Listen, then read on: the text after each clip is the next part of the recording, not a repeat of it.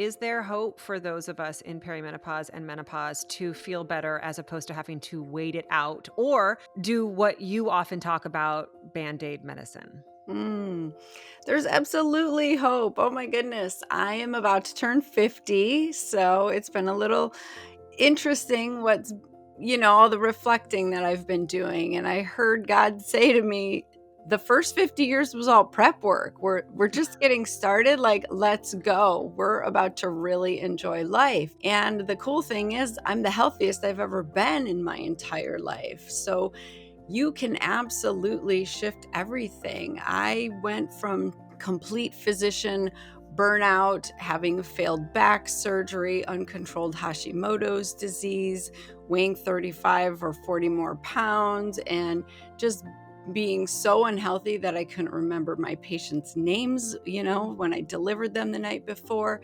And now I'm like living my best life. I'm the healthiest I've ever been. My thyroid antibodies are pretty much just not even registering, and I'm stronger and I'm running multiple businesses, and life just looks so different. But it's because I decided to believe that there was hope and believe that change was possible. And then I just made some hard choices.